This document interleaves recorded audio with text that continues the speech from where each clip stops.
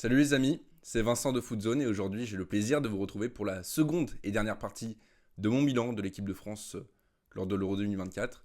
Alors au départ ça devait se faire en une seule vidéo, sauf que malheureusement j'ai eu un petit souci avec mon logiciel de montage, ce pourquoi donc je me retrouve devant vous pour la seconde partie et on va attaquer directement mon petit bilan sur les attaquants de l'équipe de France. Allez c'est parti, on y va.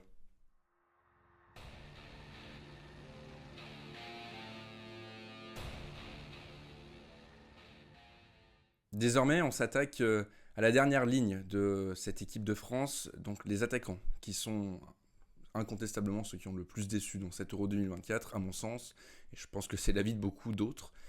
On va commencer avec Kylian Mbappé, qui a énormément déçu. Je vais être assez critique, hein, honnêtement, envers les attaquants, mais voilà, l'Euro qu'ils nous ont fait, c'était très très décevant. On attendait beaucoup mieux, notamment de Kylian Mbappé, qui est le capitaine. Il n'a pas été à la hauteur de son brassard de capitaine. Il, a, il confirme que depuis la finale de la Coupe du Monde 2022, ce n'est plus le même joueur, il ne prend plus la profondeur, il essaye de faire le playmaker, à redescendre pour prendre le ballon, essayer d'organiser le jeu, sauf qu'il ne sait pas faire, c'est en train de le desservir plus qu'autre chose. Il veut être le meilleur joueur du monde, il est clairement pas le meilleur joueur du monde pour l'instant, du moins il ne le montre pas, et ça devient assez inquiétant quand même Kylian Mbappé ces derniers temps, il a été vraiment catastrophique dans cette Euro 2024, cataclysmique dans le jeu, et voilà, comme on atteste cette statistique, c'est le joueur pardon, qui a le plus tiré dans ce championnat d'Europe des Nations, 23 tirs pour un seul but, c'était sur un penalty contre la Pologne. Mbappé, il avait déjà été très mauvais lors de l'Euro 2021 et il a réussi l'exploit de faire encore pire dans cet Euro 2024. C'est très décevant. Honnêtement, on attendait beaucoup mieux de lui. On a un autre attaquant qui est un petit peu déçu quand même et qui s'est retrouvé sous le feu des critiques, c'est Marcus Thuram. Alors pour sa défense, Marcus Thuram, Deschamps lui a demandé d'être le seul neuf de cette équipe de France, sauf que lui il ne sait pas faire, tout simplement parce que à l'Inter, il joue avec Lautaro Martinez en pointe, avec deux neufs. Donc quand on lui demande énormément de responsabilités comme ça et de jouer en tant que seul neuf, il n'a pas l'habitude. Donc voilà, c'est un peu pour le défendre. Mais je trouve aussi qu'il a quand même apporté, il a contribué pardon, défensivement dans le pressing pour gêner les défenseurs à la relance.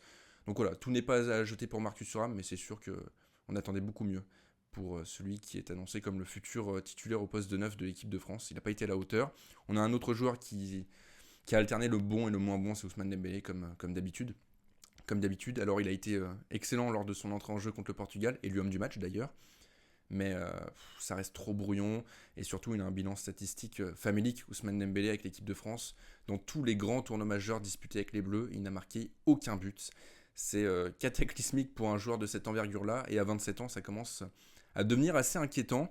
Maintenant qu'on a pas mal parlé de négatif, on va quand même parler d'une petite éclaircie, d'une petite lumière parmi cette pénombre, un petit rayon de soleil pardon, parmi toute cette brume, tous ces nuages, c'est Bradley Barcola. Il a été énorme, il a joué seulement 103 minutes de jeu sur l'ensemble de l'Euro, c'est rien du tout, ce sont des miettes, mais il s'est gavé de ces miettes pour montrer toute sa personnalité, toute son insouciance. Il a été insaisissable, déroutant avec ses dribbles, et on le voit avec cette statistique assez bluffante pour Barcola qui n'a quasiment pas joué. C'est le joueur qui a réussi le plus de dribbles en 90 minutes devant n'importe qui d'autre, donc c'est le meilleur dans ce domaine-là. Il a été très intéressant et on attend de le voir titulaire à l'avenir en équipe de France. À mon goût, il aurait dû déjà finir la compétition en tant que titulaire indiscutable. Deschamps en a décidé autrement, malheureusement. On a un autre joueur du PSG qui a quand même été bon, je trouve, malgré son temps de jeu assez restreint. C'est Randal Kolo Muani. À chaque fois qu'il a pu jouer, qu'il a pu s'exprimer, il a été intéressant. Il a montré, lui, beaucoup d'envie, beaucoup de fougue. C'est lui qui débloque la situation contre la Belgique en provoquant le contre son camp. C'est lui qui ouvre le score face à l'Espagne et qui a fait espérer des millions de Français. Voilà, Kolo Muani, il avait une saison catastrophique, tout simplement avec le PSG. Et là, il s'est bien repris et on le sent beaucoup plus libéré en équipe de France. Et ensuite, en ce qui concerne les deux derniers attaquants, difficile de parler d'eux, tant ils n'ont pas joué, presque pas joué. C'est Kingsley Coman et Olivier Giroud, deux hommes de confiance d'habitude de Deschamps. Mais là, on a l'impression que Deschamps les a complètement zappés. Et j'en viens justement au sélectionneur qui n'a pas été à la hauteur de cet euro. Et on a l'impression que c'était la compétition de trop, clairement. Il a perdu le contrôle, il a perdu son groupe. On a l'impression qu'il a tout perdu, qu'il était perdu. Et c'est inquiétant. Et moi, je pense qu'il faudrait s'arrêter là. Il a énormément apporté, mais là, voilà, comme je l'ai évoqué, c'est la compétition de trop.